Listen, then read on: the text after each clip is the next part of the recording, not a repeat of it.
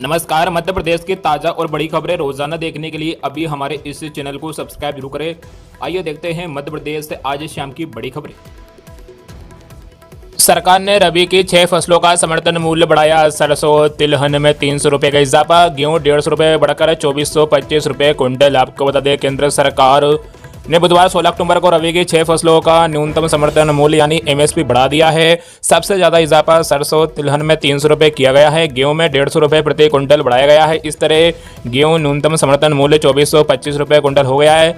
जो चना मसूर कुसुम की एमएसपी में बढ़ोतरी की गई है, ये फैसला कैबिनेट मीटिंग में लिया गया है। रबी फसल की बुआई लौटते मानसून के समय की जाती है। इन फसलों की कटाई आमतौर पर गर्मी के मौसम में अप्रैल में होती है। ये फसलें बारिश से ज़्यादा प्रभावित नहीं होती है। रबी की प्रमुख फसलें चना, मटर, सरसों और जौ है। सबसे कम इजाफा जौ में हुआ। आप देख सकते हैं गेहूँ नई एमएसपी रुपये कुंटल यहाँ पर दिया गया है। तो गेहूँ है 2425 रुपये प्रति कुंटल और पुरानी एमएसपी है 2275 रुपये प्रति कुंटल, यानी 150 रुपये का अंतर है।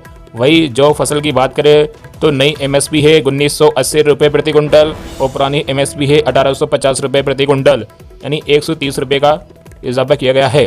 वही चना की बात करें तो नई एमएसपी है चना की 5650 रुपये प्रति कुंटल और पुरानी एमएसपी है 5440 रुपये प्रति कुंटल, यानी 210 रुपये की वृद्धि की गई है।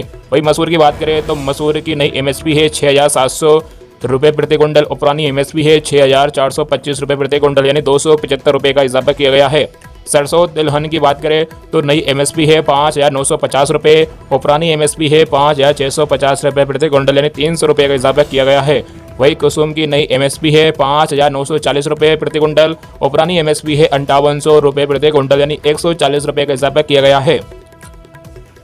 केंद्रीय कर्मचारियों की महंगाई भत्ते में 3% की बढ़ोतरी। दिवाली से पहले ये 50% से बढ़कर 53% हुआ। 52 लाख केंद्रीय कर्मचारियों को फायदा। आपको बता दें, केंद्रीय कर्मचारियों को मिलने वाले महंगाई भत्ते में 3% की बढ़ोतरी की गई है। बुधवार को हुई कैबिनेट मीटिंग में डीए बढ़ोतरी पर फैसला हुआ।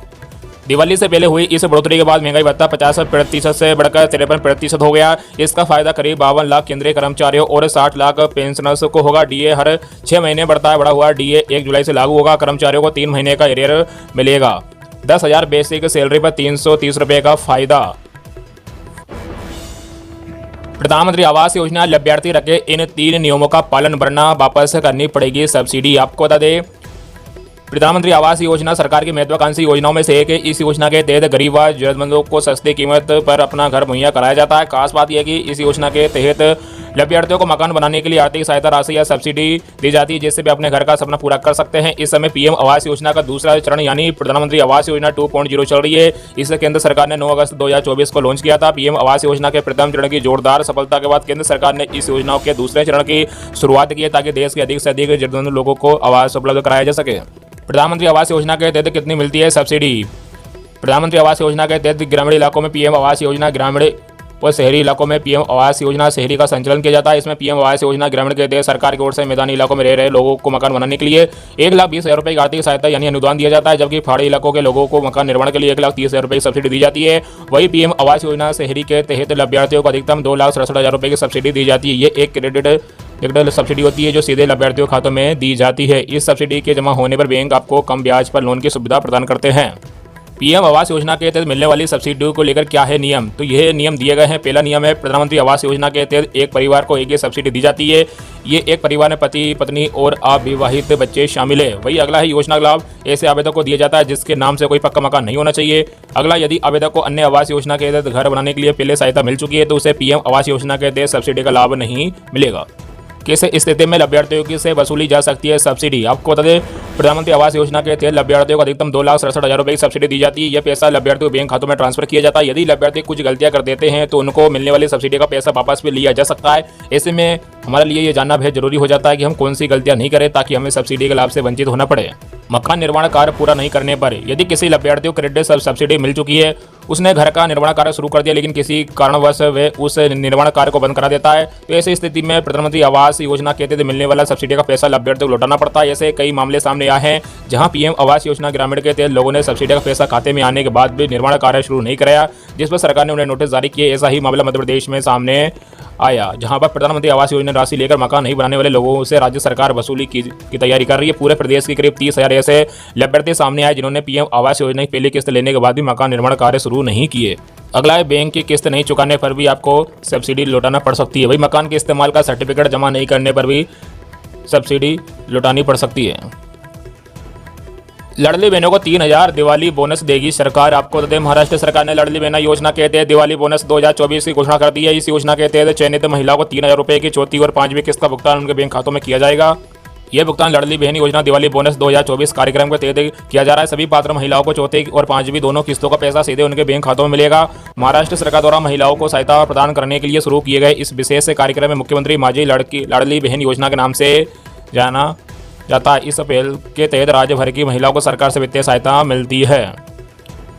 सीएम बोले, मध्य प्रदेश नहीं छोड़ेगा कोई कसर, अंतिम छोर तक पहुंचाएंगे लाभ। आपको बता दें, पीएम मोदी की प्राथमिकता वाली 5 केंद्रीय योजनाओं को जमीन पर उतारने में मध्य प्रदेश टॉप 10 राज्यों में शामिल हो गया है। अब सरकार केंद्र की बची योजना का लाभ अंतिम छोर तक पहुंचाने के लिए नए सिरे से काम करवा रही है। सीएम डॉक्टर मोहन यादव ने अधिकारियों को कहा कि जिन योजना में लक्ष्य से अधिक उपलब्धियां हासिल कर चुके हैं उनमें और आगे बढ़ने की दिशा में काम हो। सीएम ने मंगलवार को सचिव अनुराग जैन समेत अन्य अधिकारियों के साथ योजनाओं पर बात की। इन प्रमुख योजनाओं मध्य प्रदेश ने पाई खास उपलब्धि। पहला है पीएम आवास शहरी, 8,40,944 आवास बनाने थे, 8,20,575 आवास बन चुके हैं। उपलब्धि है 97.58% रही।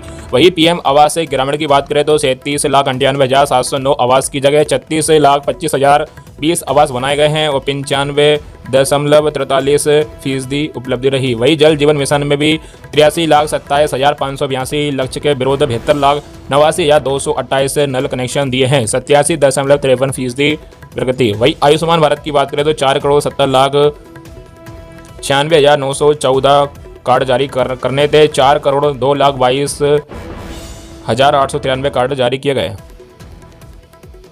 शरद पूर्णिमा पर गोल्ड खरीदने का प्लान है तो ये है आज का ताजा भाव। आपको बता दें, आज शरद पूर्णिमा के मौके पर सोने या चांदी खरीदने का प्लान बना रहे हैं तो पहले आज 16 अक्टूबर का ताजा भाव जान ले।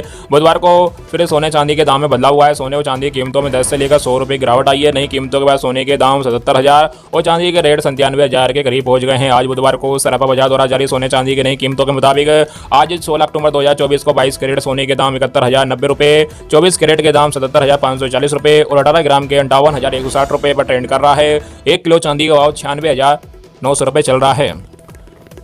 दिवाली पर लाडली बहनों को मिलेगा डबल तोहफा, जाने कब जारी होगी 18वीं किस्त। आपको बता दें, दिवाली को लेकर हर घर में तैयारियां तेजी से चल रही है। हर बड़े त्योहार से पहले मोहन सरकार लाडली बहनों की खुशियां डबल कर देती है। दिवाली का त्योहार नजदीक है, ऐसे में अब लाडली बहना योजना की 18वीं किस्त को लेकर चर्चा तेज हो गई है। आखिर 18वीं किस्त कब आएगी? जानकारी के अनुसार दिवाली के पहले 27 अक्टूबर को लाडली बहनों खातों में 18वीं किस्त के 1,250 रुपये जारी किए जा सकते हैं या फिर नवंबर के पहले हफ्ते में यानी 5 नवंबर को बहनों के खातों में सीधे पैसे ट्रांसफर कर दिए जाएंगे। हालांकि हफ्ते भर के अंदर स्पष्ट हो जाएगा कि कब लाडली बहना योजना की 18वीं किस्त आएगी। लाडली बहना योजना की 18वीं किस्त को लेकर चर्चा का दौर शुरू है। आखिर दिवाली में बहनों के खातों में कितने पैसे ट्रांसफर किए जाएंगे? रक्षाबंधन के मौके पर शगुन के तौर पर 250 रुपये बहनों खातों में ट्रांसफर किए गए थे। इस बार तो दिवाली का मौका है तो संभावना है कि इस बार भी लाडली बहनों खातों में 1500 रुपये ट्रांसफर किए जा सकते हैं। वीडियो को लाइक करें, चैनल को सब्सक्राइब करें, वीडियो को ज़्यादा से ज़्यादा अपने मित्रों में शेयर जरूर कीजिएगा। जय हिंद।